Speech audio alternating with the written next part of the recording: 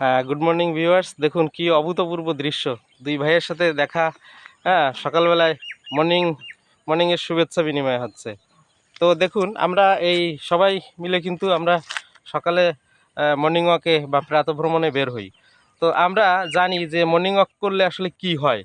তো সবাইকে বলবো যে দেরি করে ঘুম থেকে না উঠে অন্তত সকালে ব্রহ্ম মুহূর্তে উঠে প্রতিদিন সকালে 1 ঘন্টা 45 মিনিট থেকে 1 ঘন্টা পর্যন্ত আপনি হাঁটবেন, যতক্ষণ না ঘামেন।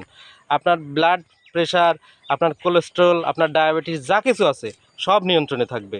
আপনার রোগ হলেই আপনি ডাক্তারের কাছে যান, এইটা আপনি কখনো করবেন না। ন্যাচারালি রোগ হচ্ছে আপনার শরীরে, আপনি ন্যাচারালি সেটাকে প্রোটেস্ট করবেন, ওটাকে আপনি ফাইট দিবেন।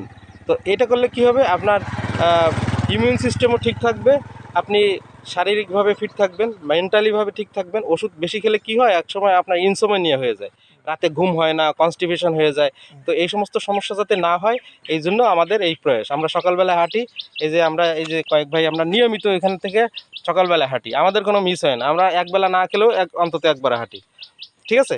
তো দাদা, ওই সকালে হাঁটলে তোমার কি কোনো উপকার হয়? উপকার হচ্ছে? উপকার হচ্ছে মানে কি, আমি হাঁটতে পারতাম না, এখন আমি আরো সুস্থ হয়ে গেছি। এই তো দেখছেন, সুস্থ হয়ে গেছি। আমার বিরাট ফ্যাট ছিল তা নাই, এই তো আমি সুস্থ হয়ে গেছি। হ্যাঁ, আমি আমি জীবনে ওষুধ খাই নাই, কিন্তু এই যে রোগে পড়ে ওষুধ খেতাম, কিন্তু এখনো আর আর আমি ওষুধ খাওয়া লাগবে না আমার। যাক, কয়দিন সবাই যেন এইরকম করে এনার কথা শুনে ইন্সপিরেশন ফিল করে, আমার মনে হয় সবার আসা উচিত। আমি আর দ্বিতীয় কোনো কথা বলবো না।